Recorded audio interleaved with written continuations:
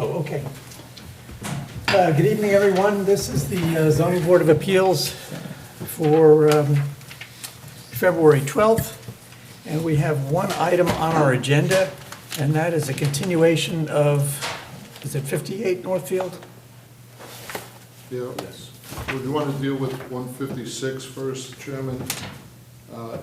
I think we should take him off the agenda because we don't know when he's going to be finished with the planning board. And Okay, yeah. We'll let him renotice when he's ready to come back instead of having all these people come in.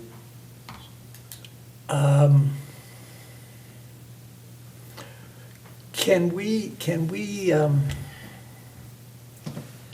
rather than take them off and have to renotice, do we have to, Usually, if there's, if they're not going to show? if he doesn't have, a plan, we keep carrying him on the agenda, then the people who are interested keep coming in, and then all of a sudden they get. Yeah, and tired. that's They get right, tired of it, and that's they not show fair to up, them. And then they miss it. Okay, But yeah, yeah. It's sort of a tactic, It's- I move we take it off the agenda until he comes back with a new plan Right. and renotice. If he does, I mean, If he does. he shouldn't have to, really. I mean, the planning board can waive the If, what, front yard setback, if we come and back on. everything else should comply. Oh, he has a few things he needs to comply with. Oh, yeah, We'll but see. everything, but everything else in his But, plan the should be able, he plan should be may able to keep comply. modifying. Yeah, But if the planning board refers him here on a public hearing, then I don't think we need to notice again. okay, well, that's above my pay grade. Well, Let's double check that, Yeah. just because I think Yeah. if it's a reference over, we still have to give some sort of public notice. I don't know that he has to give the notices out, but I think there has to be some notice. All right, but we'll take him off for now. Yeah, well, that should be on the agenda, and the agendas do get nailed, so. I think we have to do this. Oh, okay. Duly noted in the minutes. Just for point of clarification, so you've just taken 156 Palisade off the agenda? Yes. They've gone to the planning board with whatever their proposal is. So it'll now go to the planning board. And I'm not sure where they are there. I think they're still in pre-submission because what we saw was very sketchy, and I'm not sure it advanced more than that. The planning board indicated that they wouldn't be willing to approve what he's submitted so far. So there's no reason to get variances for something that won't be approved. Right. I'll just keep my eye on all the agendas then. He'll be back at the planning board next month. Thank you.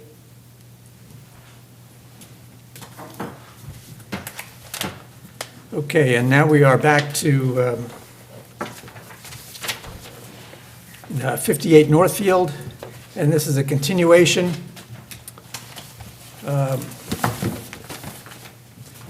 And this is for a use variance. Three of the four items necessary for the use variance, I think, have been pretty well covered at our last meeting, and the financial issues, I think, have yet to be spoken to.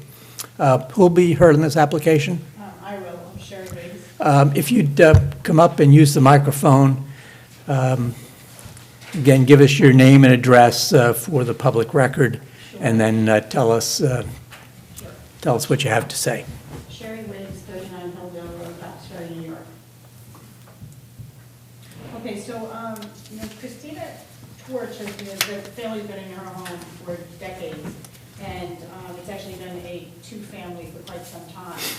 A little over 10 years ago, she met with Brian to legally convert the home. So he did give her some recommendations, such as put fire rated sheetrock throughout the entire ceiling of the basement, of which she did. Also, she created some additional parking, where she removed the steps from the upper to the lower. Also, something that she did herself was take out the oil tank and put in 2 gas meters.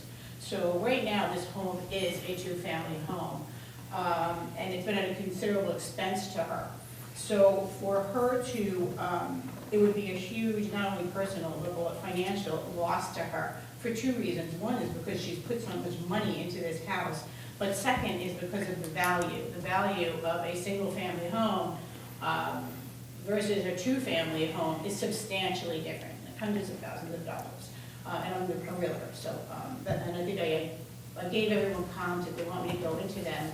And I tested the market, I said, okay, let's just try to put this on at a two-family price and see if we get it. And I got a handful of showings and zero. Everyone said it was grossly overpriced for a single-family home.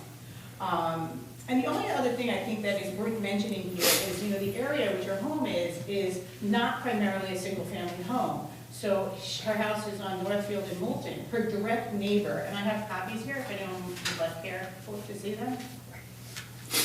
Well, I'll tell you about it if you want a copy later. I'll give it to you. This is your letter and the various listings? Yeah, well, this is something different. This is Oh. just, so this is just shows that her neighbor on Moulton is a two-family home. It's her direct neighbor. Also, up the road on Northfield is a three-family home. And on the last page here, I just did a search of multifamily homes within a quarter-mile radius, and there's a lot of blocks. So it really is conforming, because there's so many two- and three-family homes within such a short proximity to her home. So that's why, she feels that she should be allowed to convert this to a two-family home. The two-family homes you're referencing, are they on lots that are zoned for one family, or are they on lots that are zoned for two families? Well, she's actually on several lots, so she has a very large property. Her zoning on her house, I think It's all one-family zone. Right. So Mr. Petretti has made the argument for how many non-conforming two families and even one three-family there are in that area of this one-family zone. What Ms. Wiggs should be describing here today is just the fourth item that we need for the variance, and that's the financial hardship. I'm not there on the other three items, frankly. Okay. Because when I went back and looked at New York State law on use variances, and I'm not gonna, clearly the detriment to the neighborhood is not an issue. I mean, that will not be a detriment to the neighborhood. But you very well addressed one of the other issues. The applicant can't realize a reasonable return, and the lack of return must be substantial. Well, the applicant can realize a reasonable return. She can realize a better return. That's a judgment call that we have to consider. But I guess my concern is similar to the other two. Property's plight is due to unique circumstances and does not apply to a substantial portion of the neighborhood. In some senses, this property's plight applies to a lot of the neighborhood. And the question is, is the resolution a use variance, or is the resolution a rezoning of the entire neighborhood if it applies to the whole neighborhood? So that's another point. And then it can't be granted where the applicant knew of the condition being complained of. Well, the zoning I don't believe has changed since these people have moved in there. So that when they moved in, they knew they were moving into a one-family zone. It hasn't changed, so how do they meet that criteria? So it's not that I don't feel that it would do detriment to the neighborhood to make it a two-family house. I mean, its property is big, it functions as a two-family house. I'm just not yet comfortable with whether all of the legal criteria are met through what we're trying to do, and whether the legally appropriate way, as opposed to what I think is the common sense way, isn't to just rezone the entire area. So I guess that's what I am struggling with. And that's as much being said from my colleagues, because I don't expect you to be able to answer the legal questions, because you're not her lawyer, you're providing real estate and financial assistance, which you've done very well. I don't believe rezoning would be appropriate here because the nonconformities are intermittent, like every other property. So there are one-family homes on the correct size lots in between these two families, and to allow them to be two-family wouldn't be good for the neighborhood. I know, it just sounds a lot like spot zoning. Or lots of people who have not done the appropriate path and come and ask for a use variance, but have unilaterally determined that their house should become a two-family in a zone which is zoned for one family? I think the most unique thing here is the size of the lot, because it's more than double what would be required for two houses. So it doesn't increase the density of the neighborhood. The property might be more unique than some others, but the property's plight is not unique. That's the legal criteria. Well, could I just ask you to use numbers or price ranges when you say the rate of return Sure, is sure. different for if it's single versus double? Sure, so I think as a single-family home on Northfield, she would probably get $550 to sale. As a two-family, and you have to realize we are two, so as a single-family home, it's a 1,600 square foot home. As a two-family, it's not, it's a 32.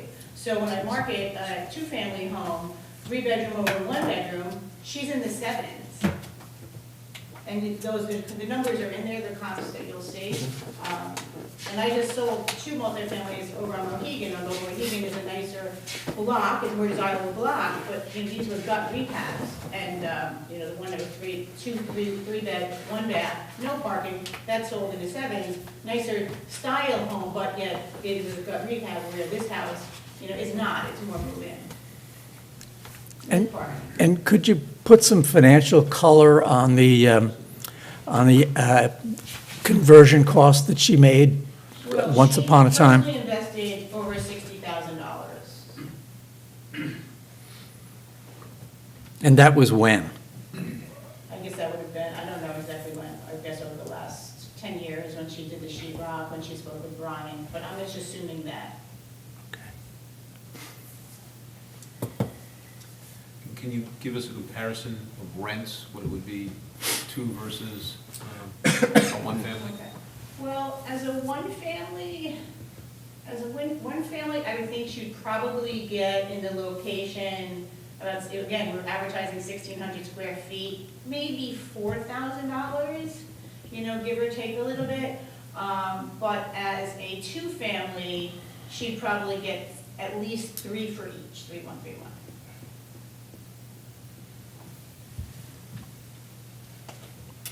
And she would have expenses going back to a one-family. Correct. She would have huge expenses going back, putting back in, she has to. The staircase, taking out the kitchen. Staircase, she has 2 gas meters Yeah. in there, take out the kitchen. Do you know what the carrying costs are on the property right now? No.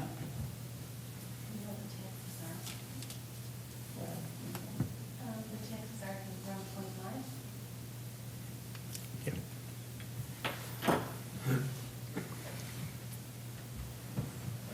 Do we have any? And that's fairly typical that a rent would cover, if it were two-family and the owner had one of the apartments and a renter had the other, that the other would basically carry the taxes, give or take a little. Oh, right, so either way, the homeowner's paying the taxes either way. Right. Yeah, either way. Right, but it would be an offset to the tax.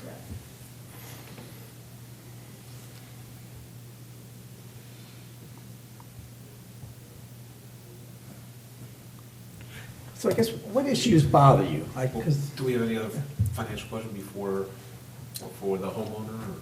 I don't think it meets the criteria. I don't think it meets 2 of the 4 criteria, and 1 is dubious. Let's go, I mean, when we left last time, so the property can't yield a reasonable return. So what is reasonable is a one question. Right. We can still, the hardship results from the unique character of the property. And I don't believe that. And you're saying you don't believe that. I think. Well, really, yeah, but see, I think, It's because the issue's common to so many properties in the neighborhood. yeah, but no, it's not. It's not. The others that were 2 and more families were renting outside their family. And so they got grandfathered and became legal 2 families. This one was being rented to a family member, and because of that, it I don't didn't get think that's the legal grandfathered. issue. I think the legal issue is that the neighborhood is zoned as a single-family zone, and this property is not unique in that it's, would like to have two families living in that single family, and it's not a case of it meeting another criteria. It was known to all the people who moved to Northfield that these were single-family zone houses. That hasn't changed. Let's come back, yeah, so the third character is the proposed use is going to have an impact on the character of the neighborhood. You agree it doesn't have that impact? Right. Paul, would you just pull your mic up? I think So, Center- and the last Thanks. is the hardship is self-created. Right. So, which I think you're touching on, but I don't know that the hardship is truly self-created in some ways. Well, when you look at the statute, it goes to say that not only is it the traditional hardship that we defined in the past as you subdivided the property, therefore you created a property that was smaller than what was allowed, but it also covers the issue of if the applicant knew of the condition being complained of. So the applicant is complaining that although his property or her property is large, it's its own single family. So she knew, but the property applicant knew that the condition was such that she was buying a one-family zone on a large property. That was a known fact at the time of purchase. So, that's where I wanted some clarity on some of the discussion that you say that Brian at one time had indicated some usage. Could you clarify a little bit of what you say the history was? Well, she had said that she was going through, she was starting the process to legalize it as a two-family Brian, and he told her, you know, what would needed to be done, which is that she rock in the ceiling, which was a huge expense for her. So she was starting, and then she had some health issues, so it just, she never completed that process with him. So she had started, you know, doing the work, but she just never finalized the legal process with him because of health issues in the family. Had any plans been filed or prepared? No, I'd have to ask her that. Well, There were permits issued for a kitchen in the basement. Say that again? There were permits issued to remove the stairs and put a kitchen in the basement. And it was taxed as a two-family, That I recall from the last. you know, the whole time. Yeah.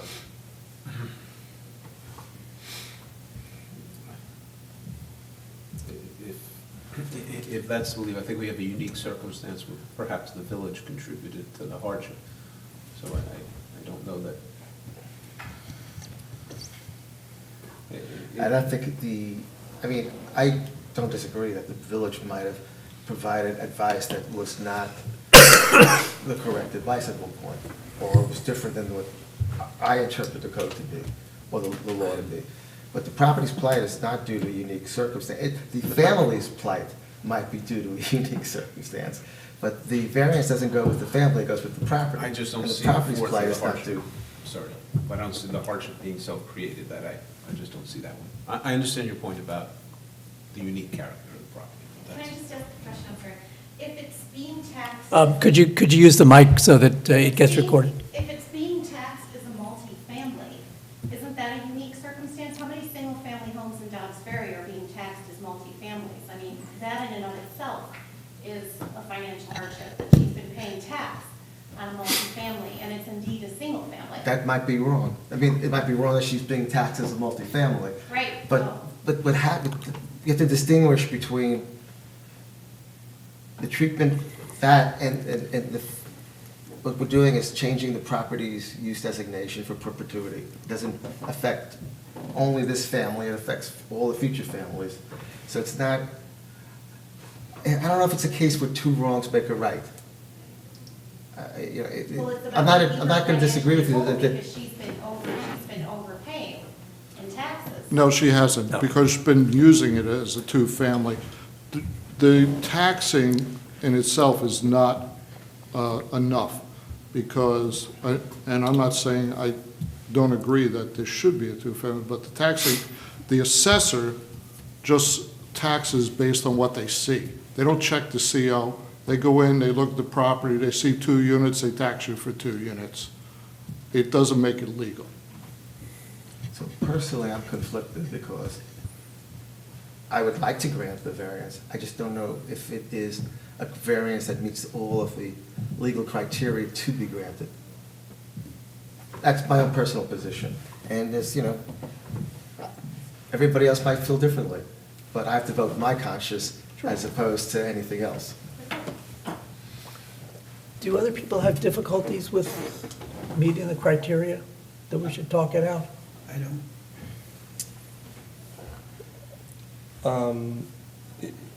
If it was more questionable that there was some impact on the neighborhood, I think I would feel differently, but I think in the absence, I mean, you know, I think I would weight the absence of that, of an impact on the neighborhood pretty strongly, and I think the self-created part is murky, given, you know, at least sort of a failure to make it absolutely clear that they couldn't use this as a two-family. I think I tend, you know, in the absence of sort of a community opposition to it, I'd be inclined to grant it.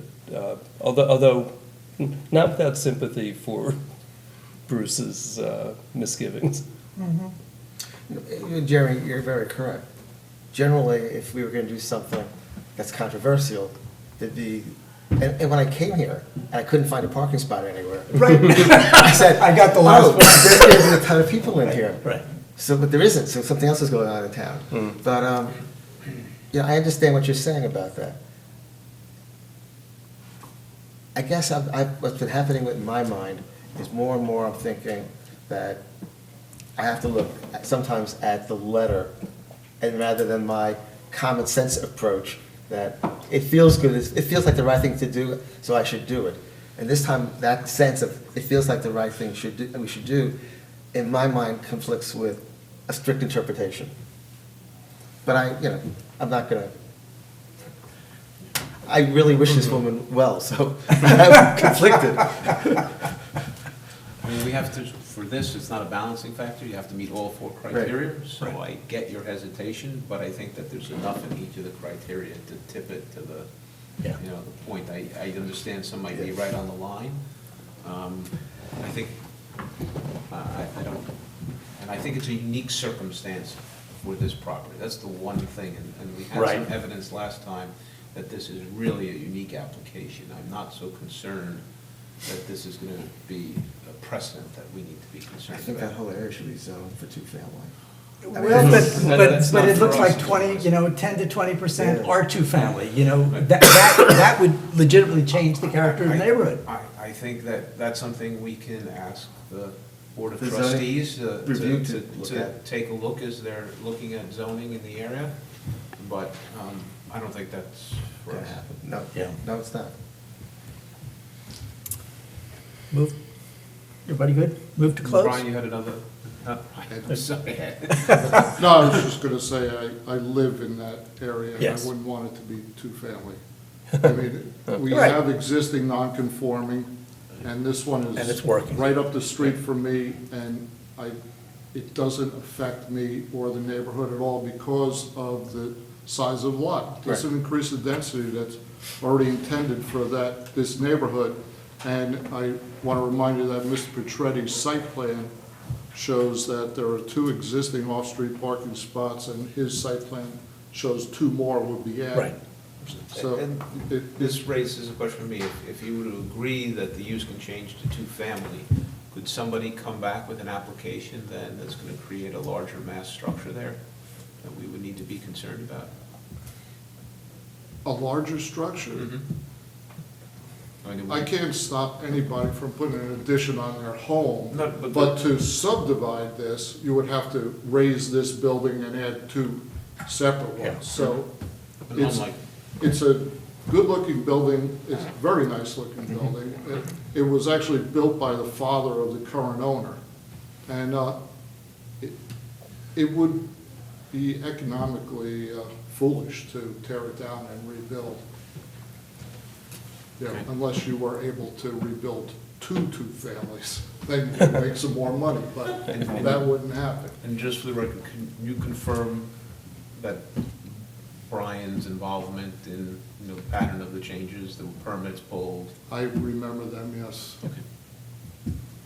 I have no other questions. I mean, my sense is that, you know, if in theory, the alternative way to deal with the problem would be to subdivide it and have two houses, I think that would be worse for the neighborhood, so. Right, that would be a loser for the neighborhood and a loser for the applicant, Yeah. you know, so. That's the common sense approach. And I fully agree with it, but it's not the law. Right, I understand. How about if I move to close? Sure. Second, and all in favor? I move that the application be granted. Thank you. I'll second. Second, all in favor? And that's 4-1. And thank you for voting your conscience. I mean, we should all be doing that. Thank you for your time. Thank you. You know, there's times when stuff just doesn't, you know, it just bothers you. Yes. You know, I mean, you and I tend to be the more pragmatic and non-legalistic. Pragmatically, I was all for it. Yeah. I just, it doesn't Well, legally Is it better to do the wrong thing for the right reason, or the right thing for the wrong reason? the right thing for the. The right thing for the wrong Wrong reason. reason. The right thing for the wrong, I mean, to me, you know, because, Actually, I don't even thought this met one of the criteria. I thought it really failed on 3 of the 4 criteria. I think you can make a reasonable return, you can make a better return on a 2-family, but if you made it a 3-family with 2 more stories, you can make a still better return. what, the So way. I just didn't feel it met the criteria. The way you read the return thing, nothing could really qualify, you know, that could disqualify nothing. You know? Well, we've Well, had that's- situations. That's why the use is such a hard criteria, that you have to meet that it's intentional. Yes. It's intentional. But legalistically, I mean, that's a dumb qualification. We've had Not for times, use, no. not for use. And we've had times Oh, where. sure, but because you can't say what is reasonable. You know, today, is reasonable I think- 1%. I think you probably have to be losing money if you look at most of the case law. It's probably where they've lost money on the Right, property. and there've been cases where you would have a property that had no value left if you did something. And there would be real, I mean, we've had them before us, where the value was 0. Yeah, they've lost the entire. Right. And this is a case where, you know, she'll get 550,000 or 750,000. She probably paid 150,000, so you really can't Well, but argue. also a gazillion years ago. Yeah, but it's still, you know, absolute to absolute. If you're arguing, if I was arguing it in a case of law, you know, I would say, well, yeah, she spent 550, she's gonna get 550. She put in 60,000, so she still comes up with a sizable profit if she sells the property. You know, Yeah, no, I mean, I think the next time we have one of these applications, I'm gonna side with Bruce. But he'll be pragmatic, Bruce. Right, Oh, boy.